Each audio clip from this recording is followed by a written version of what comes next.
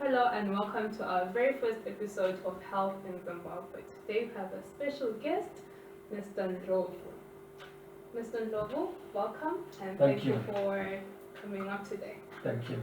I understand you wrote a paper called Menstrual Health, a Salient Hazard in Zimbabwean schools. It was actually a case study of my Masvingo schools, Masvingo district. Okay, so I take it that we clearly are facing a challenge in terms of catering to the younger girls who are not exactly rich enough to help themselves in terms of menstrual hygiene and such instances. So what's your take on the overall handling of our health section when it comes to providing for young girls? Yeah, it's really an issue, and it is a silent hazard in schools, especially because that's where you find the bulk of these young girls. Of late, our children menstruate from as early as upper primary school. So you can imagine those that come from poor families that cannot afford to buy some menstrual pads. You can imagine what happens. And you can imagine what teachers are exposed to in terms of facilitating that these young girls be treated well and stuff like that. So it is really an issue, and schools are particularly exposed in this regard, given that they really have not been quite exposed to disaster management, so to speak. But thanks that they've initiated some healthy clubs in schools. They also bring along some healthy personnel from the local clinics to teach these girls. But the reason why we really carried out this study was to see the magnitude of the challenge that we face as Zimbabweans, so that we could then try and initiate or trigger or lobby government to enact a policy, especially with regards to the wash activities that take place at school. Yes, there is a problem. You will realize that the bulk of girls are from poor families, and poor families cannot afford. So they use very unhygienic materials. In some communities where we conducted this study, they actually use cow dung. You know cow dung? Yes, cow dung. You can then imagine even the health implications thereafter. They use pieces of cloth, the leftover clothes that they inherit from their mothers, right? After the mother has used their piece of cloth, they wash it and they keep it for their daughter to use during a next menses. And that's quite terrible. And besides this piece of cloth, after washing, they don't dry them in the sun. They are kept under the bed because they should not be seen by anyone. People believe so much in witchcraft. It's so odd. So in the end, you then can foresee the challenges related to menstrual hygiene management, particularly in schools. Some communities use leaves, no leaves from trees. They use leaves. Some use newspapers. It's so terrible. Terrible. Just think of it. Newspapers. That's how bad the situation is. Given that, again, we are a country that used to produce cotton. But as a country, we can't afford to ensure these are subsidized at reasonable prices for the poor people.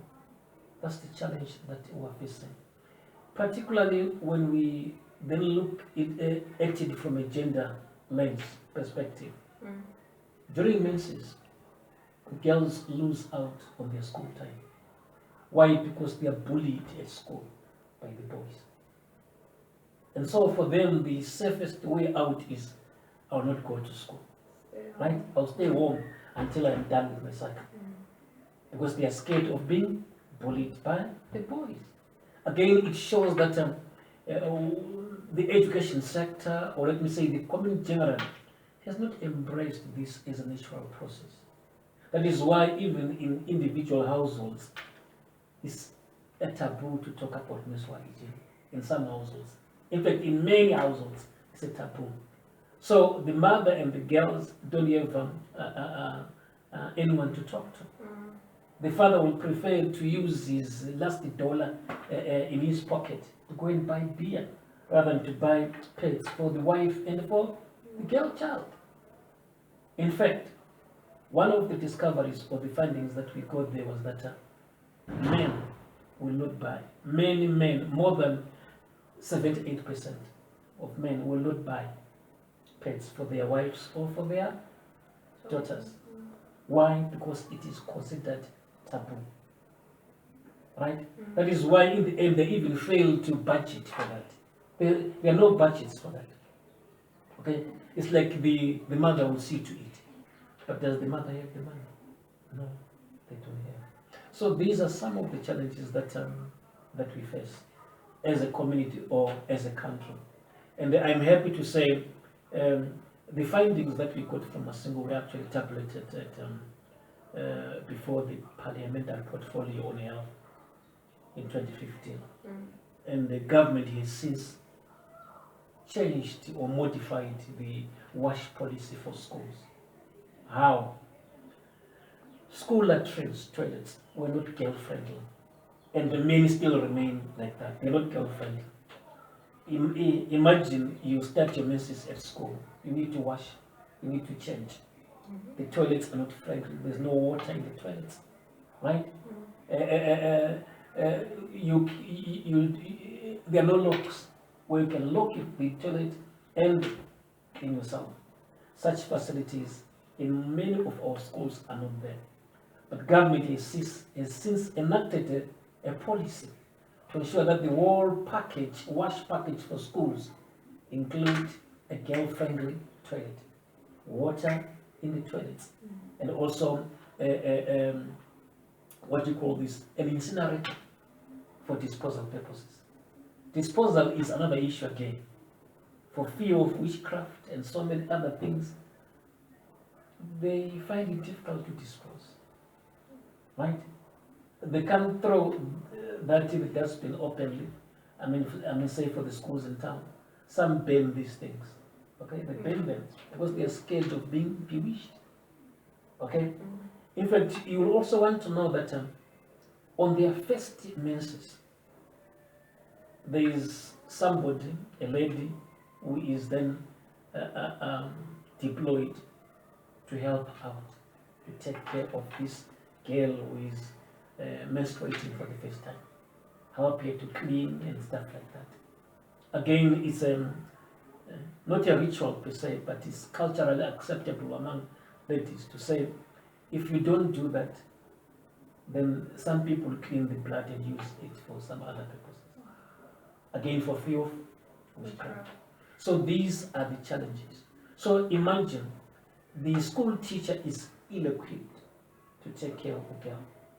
Because what we discovered was that the majority or the major sources of information for the girls on menstruation is ogogo, the old ladies. Okay? So what if they don't have this at home? Right? So there is very little knowledge or awareness done at school level. But thanks be to government of late, because of these changes in policies, teachers are beginning to accept and they take time to teach or to conscientize girls on these issues. In some cases, we also discover that some male teachers will then abuse the girls. Right? Say a girl starts in menstruation before in this classroom where a male teacher is teaching. How will the male teacher handle it? And what happens thereafter? So there are challenges around those issues. That is why we're saying it is a salient hazard in schools, meaning it has to be managed well. And this menstrual hygiene must resonate across all sectors. All sectors, be it education, be it industry, be it agriculture, be it across all sectors. We need to embrace this and make it a household issue and demystify these issues around it. Yes. Wow. I'm sure you've heard a lot and learned a lot from Mr. Ndlovu's take on his paper, Menstruation, a Salient Hazard in Zimbabwe. Thank you very much for your time, sir. Yeah, welcome. I will actually make this paper available. Mm-hmm. Yeah, I will share with you a copy. Great. And I appreciate these things for yourself. All right. Thank you very much for your time, sir. Thank you. That's it for Welcome. today. We'll like to cut it here. Thank you very much for your time. Bye. Bye-bye.